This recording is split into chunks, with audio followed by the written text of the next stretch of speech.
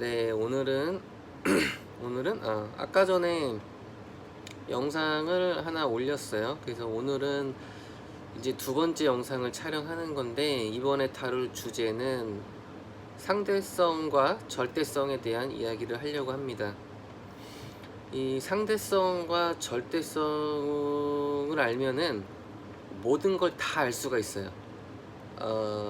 모든 원리를 다 알 수 있고, 심지어 이 상대성과 절대성을 이해를 하면은 내 안에 있는 신을 깨울 수도 있어요. 그래서 내 자신이 신이 될 수도 있죠. 되게 좀 웃긴 얘기일 수도 있겠지만은, 풀어보면은 이 상대성과 절대성에 대해서 많은 생각을 할 수밖에 없게 되거든요. 간단하게 얘기를 좀 하면은, 우리가 살고 있는 이 거시적인 이 거시세계, 그러니까 저는 이 현상계의 세계는 그 미시세계와 거시세계로 분류를 할 수 있다 이제 보는데,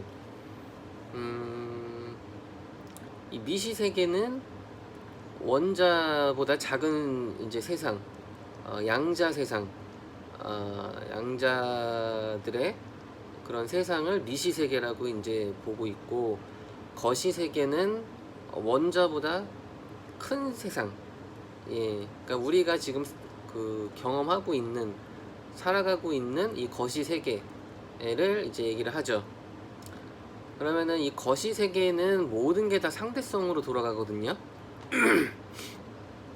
대표적인 이론은 아인슈타인의 상대성 이론이 있죠. 특수 상대성 이론하고 일반 상대성 이론이 있는데, 뭐 이 이론들의 핵심은 간단해요. 모든 게 다 상대적으로 관측되고, 상대적으로 보여지고, 상대적으로 이해된다 라는 개념이거든요.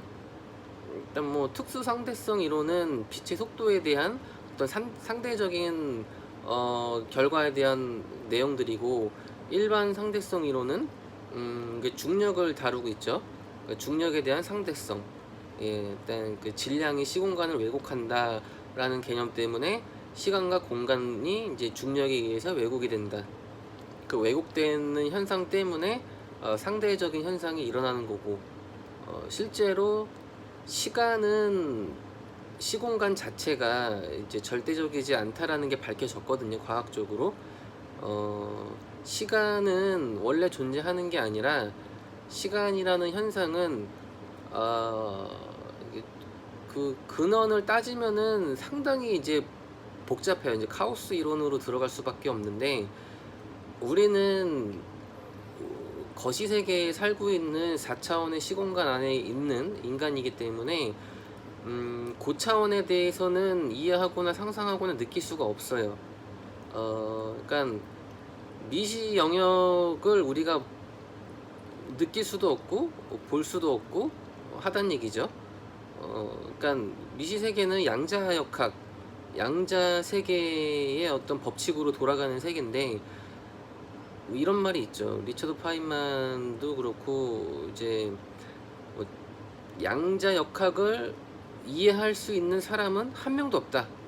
양자역학을 이해하는 사람은 양자역학을 제대로 이해하지 못한 거다 라고 할 정도로, 양자역학은 거시세계에 살고 있는 이 인간이 이해하기에는 너무 괴상한 어떤 세상이란 얘기죠.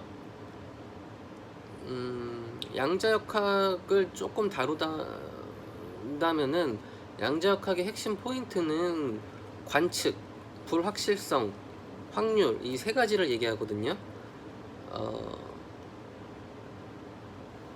일단은 양자역학을 얘기하면은 되게 복잡하게 많은 얘기를 할 수밖에 없어서, 일단 오늘 다룰 주제는 주 내용이 상대성과 절대성이기 때문에 그거 위주로 먼저 얘기를 하고, 이제 분량이 어떻게 될지 모르기 때문에, 그래서 일단 양자역학은 이따가 시간이 되면은 더 같이 자연스럽게 얘기를 하는 게 나을 것 같아요. 그래서 일단은 이 상대성으로 돌아가는 세계는 거시세계고, 절대 이제 양자 세계에서는 이제 양자의 어떤 법칙으로 돌아간다는 얘기죠. 그러니까 상대적인 현상으로 돌아가진 않아요. 예, 아까 얘기했다시피 이제 불확실성, 확률, 관측 이 세 가지 요건에 이제 의해서 돌아가기 때문에 사실 대부분의 과학자들은 양자역학을 이해를 못해요. 왜냐하면 기존의 과학이라는 틀 안에서 그 문제를 풀려고 하다 보니 풀어질 수가 없죠. 당연히 괴상한 법칙으로 돌아가기 때문에 어, 당연하죠. 이 전자라는 게 관측을 하는 순간에 이미 다른 곳으로 가버렸기 때문에 인간은 절대 관측을 할 수가 없어요. 그렇기 때문에 불확실성이 존재할 수밖에 없고, 예, 그래서 이제 그건 확률에 기여하고 있고, 이거는 제가 이제 무의식에 대해서 컨텐츠를 다룰 때 얘기도 했었지만은 어찌됐든 양자역학의 핵심 부분은 사실은 이제 무의식하고 연결되는 건데, 이거는 좀 더 풀자면 좀 복잡할 수 있으니까 다시 넘어가고 정리가 잘 안 되는데, 아무튼 그래서 이제 상대성과 절대성을 다시 얘기할게요. 그래서 우리는 모든 게 다 상대적으로 돌아가는 세상에 살고 있어요.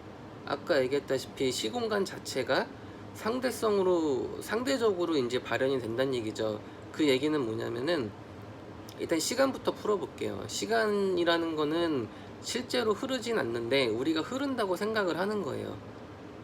이제 시간을 매개하는 가장 큰 기준점이 뭐냐면은 이제 시간의 화살이죠.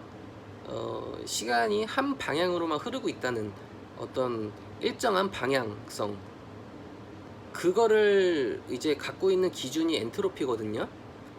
엔트로피라고 하면은 어떠한 무질서도가 일정하게 계속 이제 증가하는 방향으로 흐른다는 얘긴데, 우리가 과학에서 가장 근원을 얘기하는 게 빅뱅 이론이죠.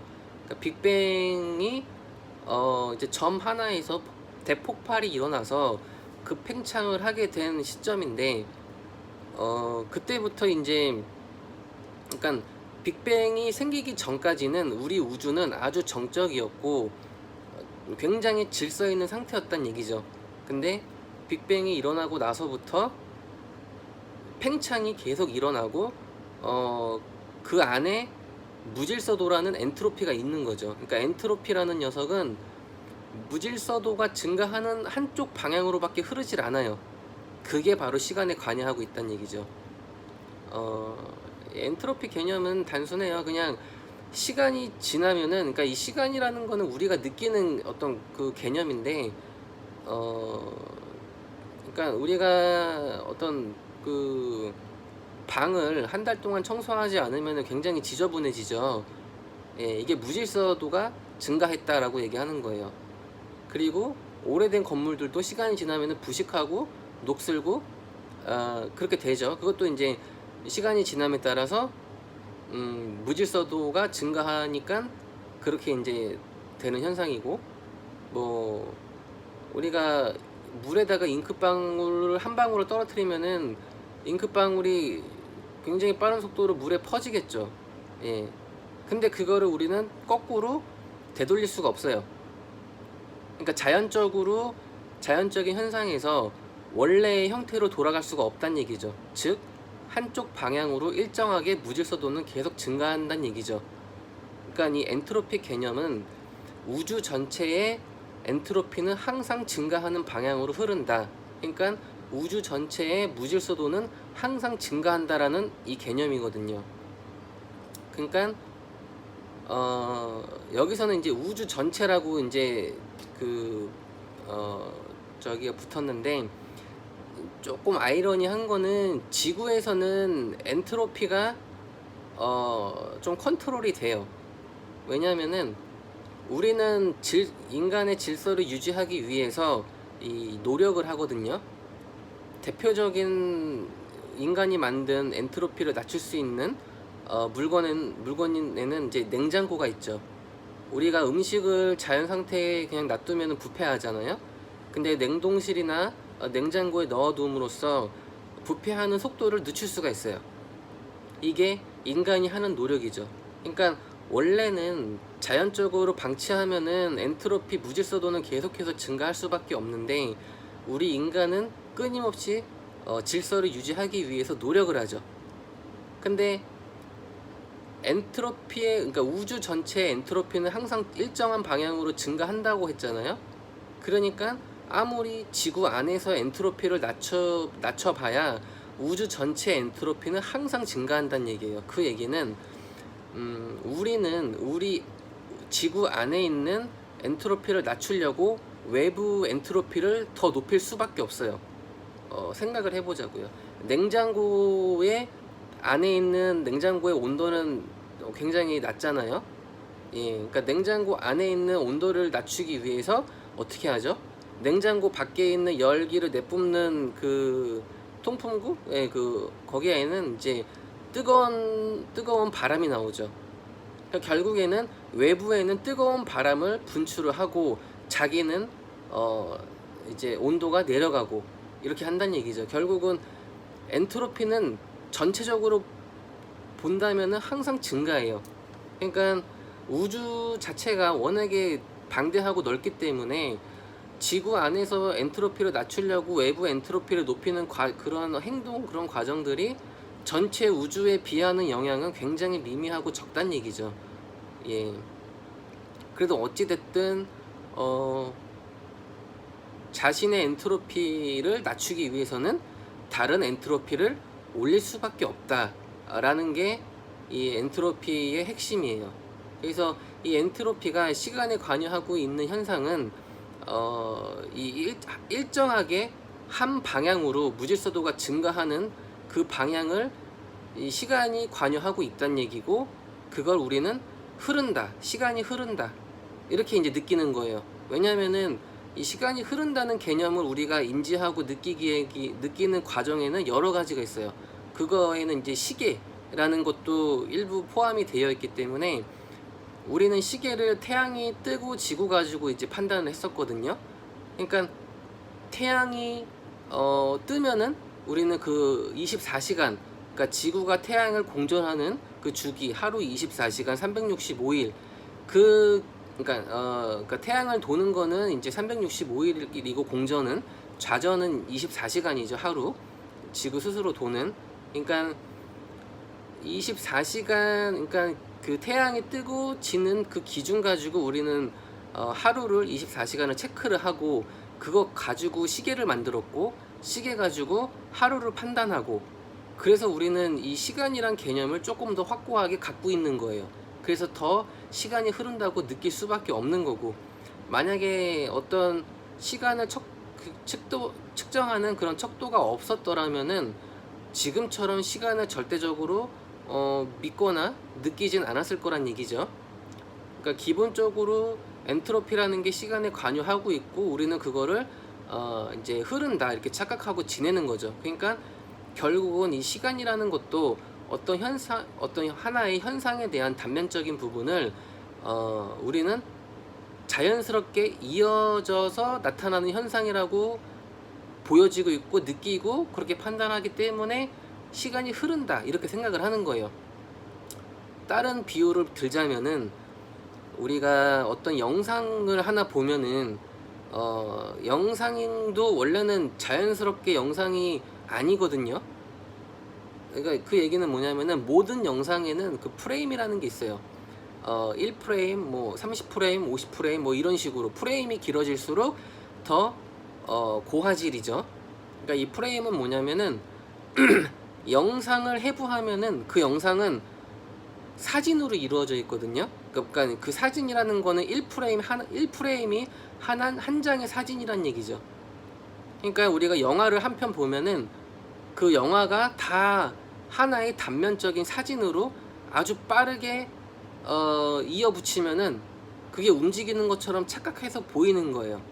그러니까 실제로 그걸 재생시키면은 우리는 사진이 아주 빠르게 돌아가니까 사진이라고 생각하지 않고 그냥 실제로 어떤 영상, 뭔가 이렇게 자연스럽게 움직이고 보여지는 그런 걸로 이제 착각하는 거죠. 우리가 착각할 수밖에 없는 이유는 인간은 미시적인 어떤 일어나는 현상까지 관측할 수 있는 그런 인지 능력의 한계가 있어요. 그러니까 인간의 인지 능력 한계 때문에 벌어지는 이 현상계, 거시계가 바로 이 모순계라고 하는 거죠. 그러니까 이 상대적으로 일어나는 현상은 다 대립적인 산물이거든요. 그러니까 모든 현상에는 이 상호 작용하는 그런 어떤 대립적인 물질들에 관여하고 있어요. 예를 들면은 아까도 그 시간이라는 거를 우리가 느끼는 이유는 여러 가지 현상들이 복합적으로 작용을 했기 때문에 이 시간이라는 거를 느끼는 거고, 이 공간이라는 것도 사실은 이 공간 자체가 원래 있는 게 아니에요. 왜냐면은 공간만 하나, 그러니까 공간이 아무것도 없는 곳에 그냥 공간이 있다고 치자고요. 그러면 그건 우리가 공간이라고 부를 수 있을까요? 어떠한 공간에는 그 공간을 우리가 생각할 수 있을 만한, 예를 들면은 아무것도 없는 공간에 돌멩이 하나가 있다면은 그건 돌멩이가 들어갔기 때문에 공간이 되는 거예요. 근데 돌멩이가 없다면은 공간은 공간으로서 성립이 안 돼요. 그냥 무죠. 그거는 아무것도 없는 무가 되는 거고, 공간이 성립이 되기 위해서는 한 개 이상이 돼야 돼요. 그러니까 두 개 이상이 돼야 된다는 얘기죠. 그러니까 이 상대성이라는 얘기는 하나 가지고는 상대성이 적용이 안 돼요. 모든 게 두 개 이상이 상호 작용을 해야지만 상대성이라는 게 이게 인정이 되거든요. 네, 그러니까 우리가 살고 있는 이 거시 세계의 모든 현상들은 상대성으로 돌아가고 있다는 얘기죠. 그 얘기는 그러니까 이 미시 세계에서 일어나는, 그러니까 원자보다 작은 세계. 그러니까 다시 얘기하면은 우리가 어떠한 명제를 하나 정하면은 그 명제에 대한 답을 근원까지 환원을 시켜버리면은 절대 명확한 정답을 찾을 수가 없어요. 명확한 정답을 찾아도 근원적인 문제에 대해서는 상대적인 해석만 있을 뿐이죠. 왜냐면은 그거를 해석하는 사람들이 전부 다 동의할 수가 없어요.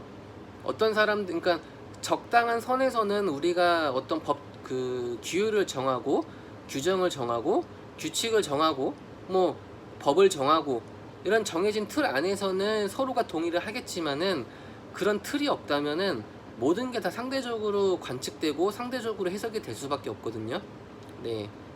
그러니까 어떠한 명제도 거시 세계에서는 절대적으로 그 근원에 대한 문제를 우리는 파헤칠 수가 없다는 얘기죠. 해답을 내릴 수가 없다는 얘기죠. 뭐 대표적으로 아무리 똑똑한 사람들을, 그러니까 초엘리트들을 한 곳에 모여놓고 토론을 해도 서로 잘났다고 싸우고 있을 거예요. 그러니까 결국은 초엘리트가 그 안에서는 아니란 얘기죠.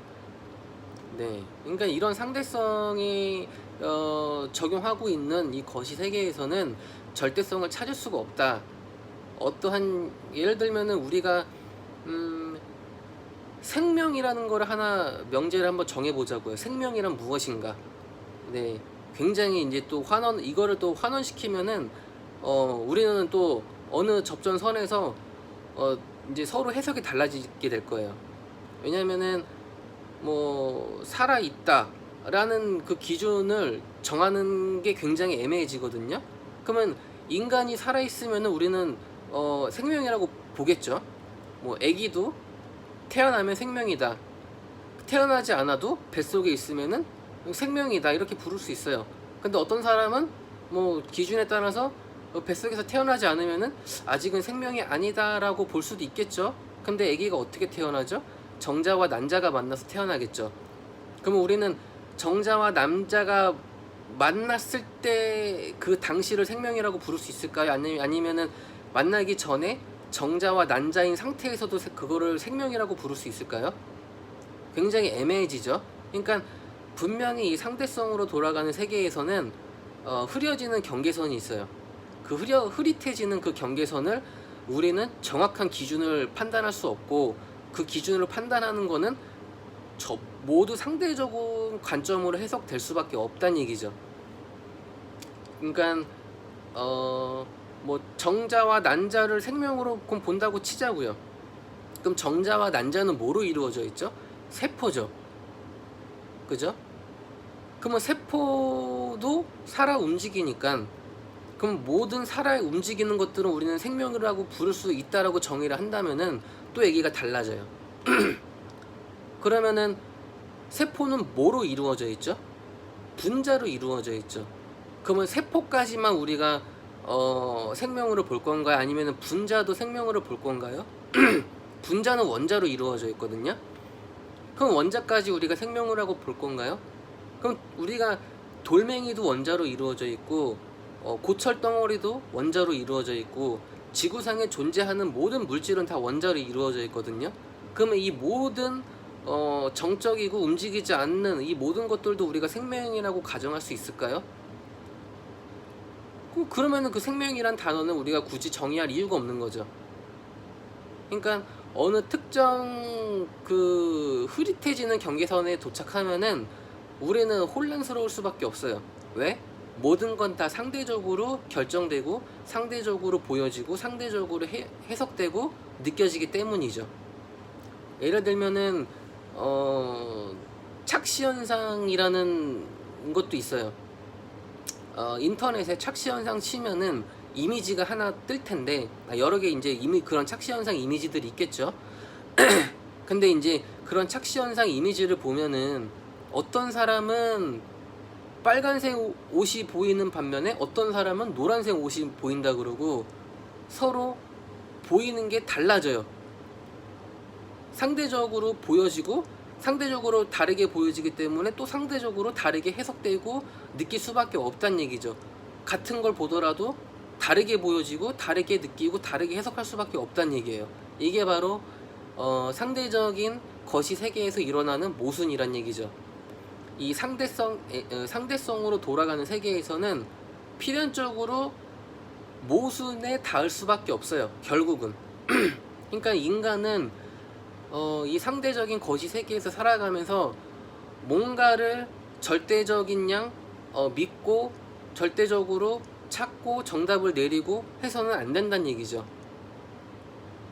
과학도 마찬가지예요. 우리가 과학을 되게 신뢰하는 어떤 하나의 학문으로 이게 자리 잡고 있는데, 그런 과학이 인간의 어떤 그 삶과 세상에 대해서 정말 중요한 근원을 파헤쳤나요? 과학이 신의 존재를 증명하거나 어떤 시작과 탄생에 대해서 증명한 적이 있나요? 없어요. 끼케야 빅뱅 이론 정도까지죠. 그것도 어디까지나 이론일 뿐이고, 과학은 계속 변해왔고 발전해왔고, 우리가 시작과 끝을 항상 얘기할 수밖에 없는데 끝은 죽음이죠.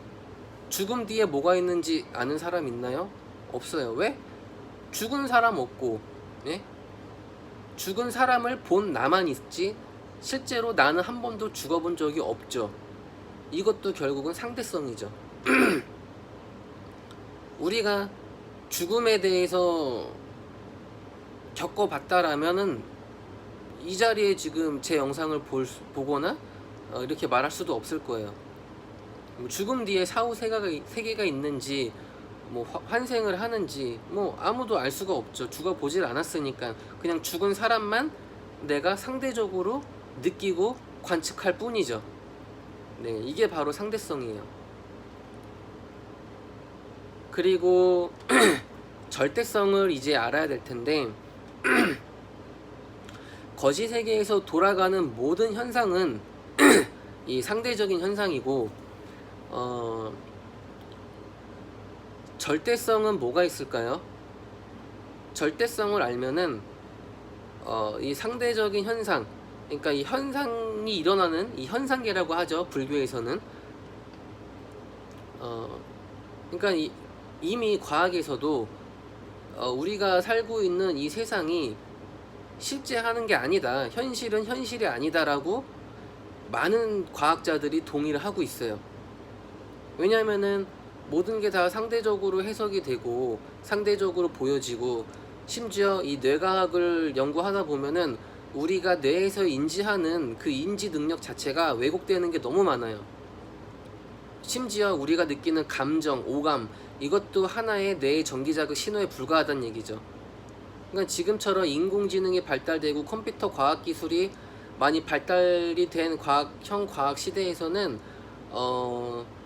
우리가 느끼는 그런 감정들을 단순하게 다른 형태로 다 커버가 가능해요.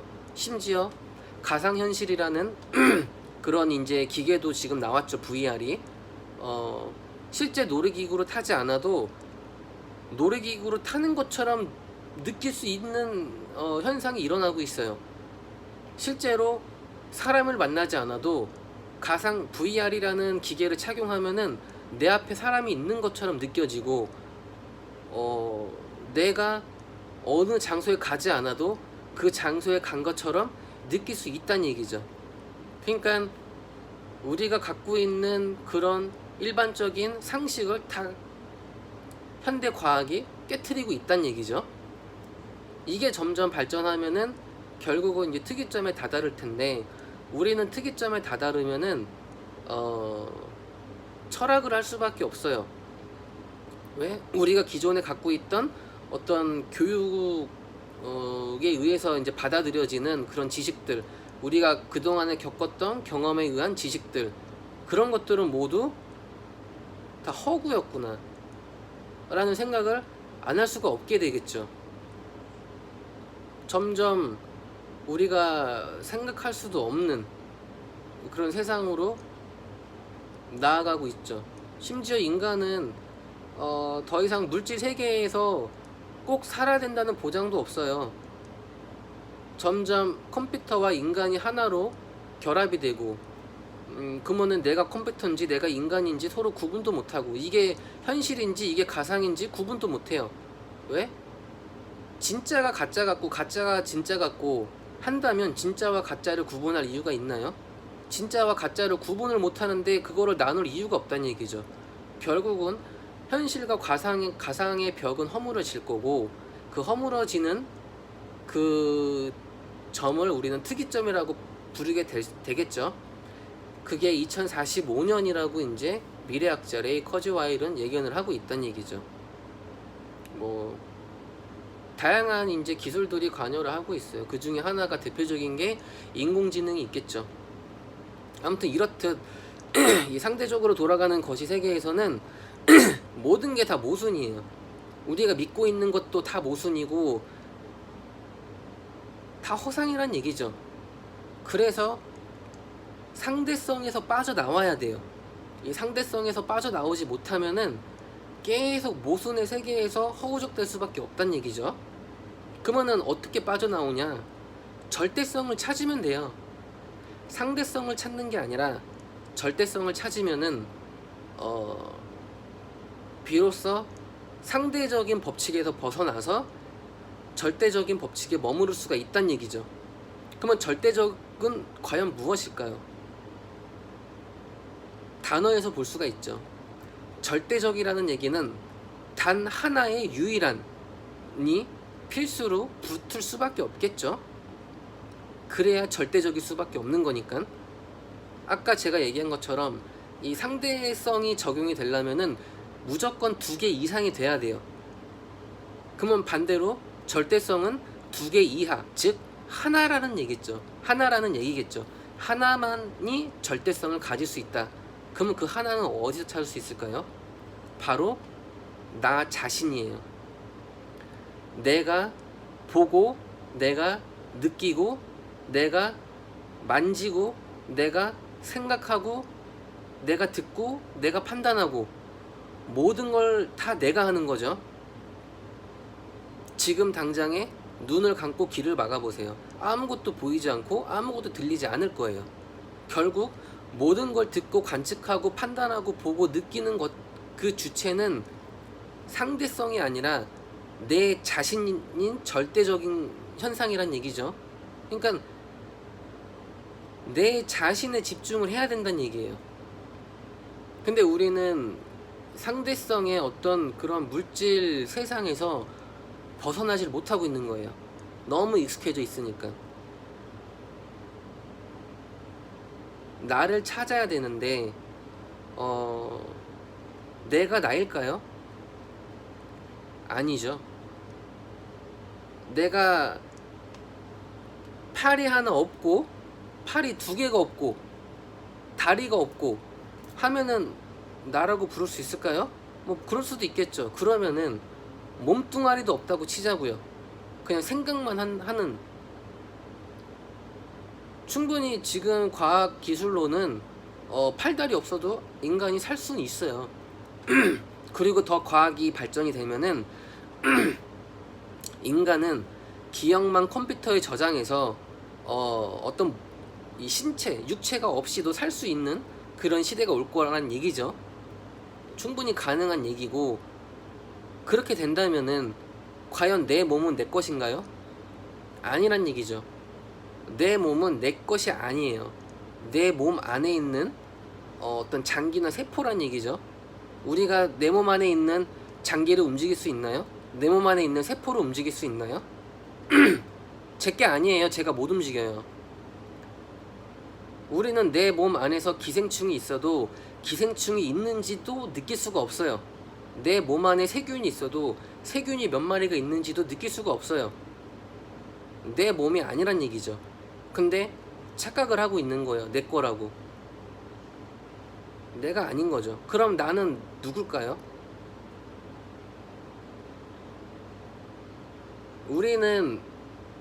우리의 숙주는 DNA거든요. 유전자.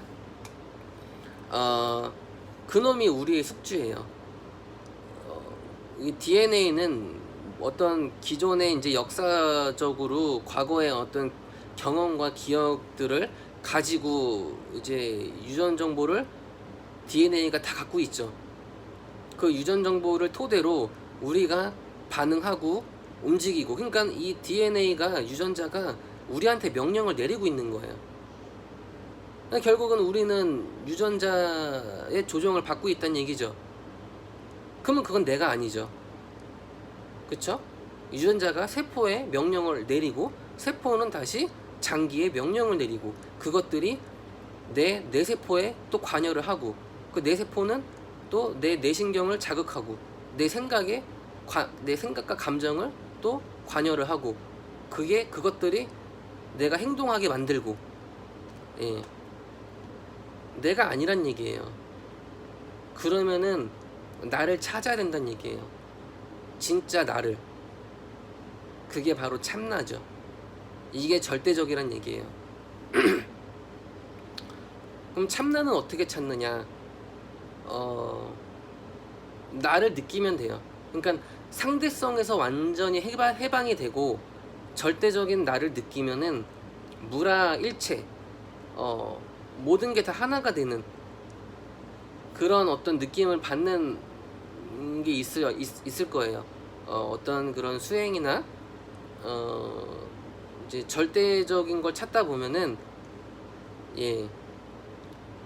그러니까 요즘 사람들은 너무 상대성에 빠져 있기 때문에 절대적인 나를 만날 기회도 없고, 만난다 하더라도 순간적으로 이게 잠깐 느끼고 지나가는 정도일 거란 얘기죠. 이 참나는 잠깐 접속하는 게 아니라 꾸준하게 참나가 발현이 돼야 돼요. 즉 참나가 되면은 무의식이 반응을 하거든요. 그러니까 무의식이 뭐냐면은, 우리가 하루를 살더라도 하루에 살아가고 있는 우리의 그 95% 이상은 무의식이 다 결정을 해요. 대표적으로 우리가 숨 쉬고, 뭐 걷고 뛰고,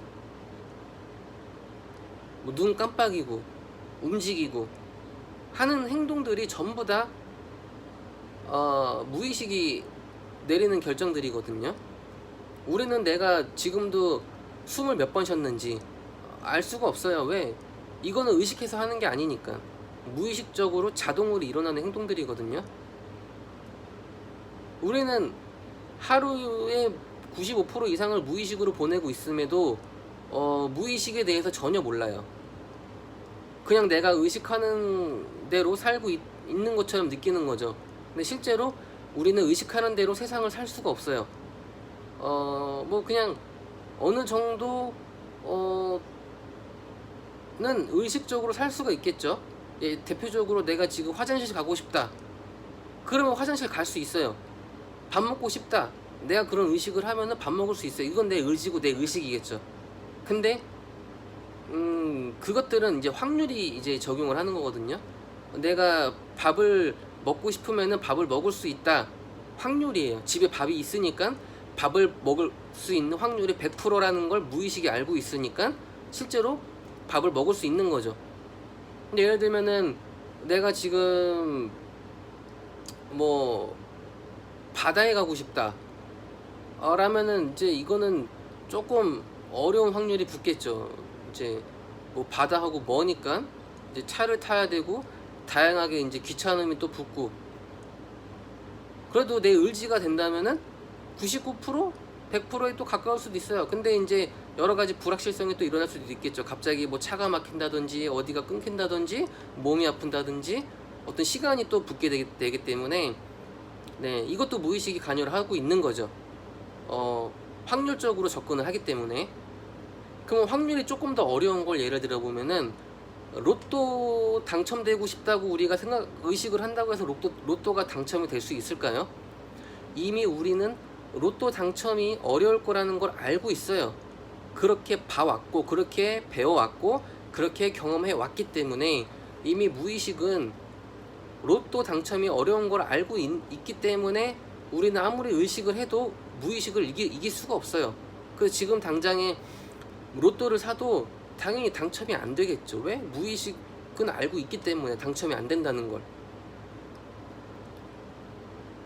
그러니까 모든 거를 무의식이 관여를 하고 있고 우리는 무의식을 통제하거나 컨트롤할 수가 없어요. 왜? 의식하는 순간에 이미 그건 무의식이 아니기 때문이죠. 그러니까 우리는 모든 거를 의식으로 보내고 있기 때문에 무의식을 통제하거나 접근할 수 있는 방식을 전혀 몰라요. 무의식은 의식하고 제가 연구한 결과 좀 반대로 놀아요. 왜 그런 말이 있잖아요. 살고자 하는 자 죽을 것이고 죽으려고 하는 자 살 것이다. 예.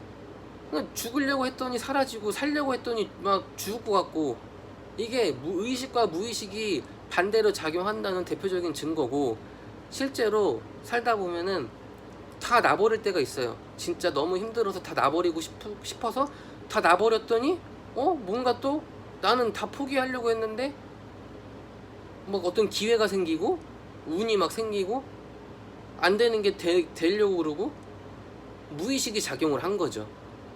그러니까 무의식은 의식적으로 막 무의식을 컨트롤하려고 명령을 내리면은 무의식은 거부 반응을 일으켜요. 뭐 예를 들면 우리가 어떤 무대에서 무대 위에서 연기를 하거나 한다고 치면은 노래를 부르고 춤을 춘다고 하자고요. 근데 노래를 부르고 춤을 추는 그 행위가 되게 자연스러워야지 보는 관객들도 굉장히 좋아하는데, 노래 부르고 춤을 추는 그 행위를 되게 의식을 해버리면은 부자연스럽게 돼버리는 거죠. 그 순간부터.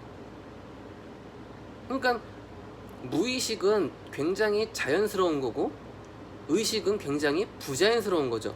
그러니까 이 자연이 받아들이는 현상은 말 그대로 자연스러운 걸 좋아하지 부자연스러운 걸 좋아하지 않는다는 얘기예요. 그러니까 무의식은 굉장히 자연스러운 거고 의식은 굉장히 부자연스러운 건데 우리는 모든 걸 의식으로 하려고 하니 문제가 생기는 거죠. 왜? 모든 현상은 무의식이 만들어내고 있는데 우리는 의식으로 만들려고 노력을 하니까. 그래서 무의식 발현을 하기 위해서는 참나를 만나야 된다.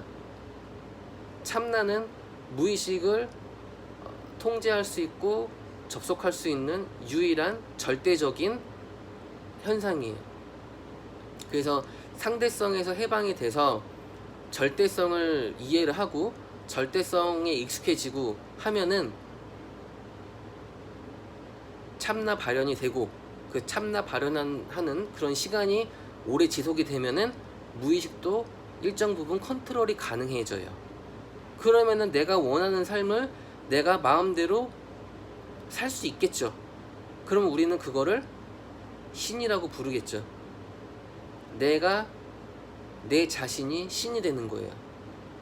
그게 바로 내 안의 신을 깨우는 방법이 되겠죠. 이걸 깨닫지 못하면은 계속 모순 속에서 허덕이면서 살 수밖에 없어요. 이미 특이점은 예고한 상태고 과학기술은 계속 발전을 할 거고, 그 과학기술 앞에서 인간은 정말 부질없는 그런 피조물에 불과해요. 인공지능이 더 인간다운 인간이 되는 그런 시기가 다가올 거고, 지금도 인공지능과 모든 자동화된 기술들이 사람들의 노동력을 대체하고 있죠. 인간이 인간다워지기 위해서는 철학을 필수로 해야만 하고, 이런 상대적인 현상에서 좀 빠져나올 필요가 있어요. 매트릭스 세계죠. 거기서 정말로 빠져나와야지만 절대적인 나를 만날 수가 있고, 그래야만 내 안의 신을 깨울 수 있다는 얘기죠. 네, 이게 바로 절대성과 상대성의 중요한 점이라고 저는 얘기를 해드리고 싶은 거예요.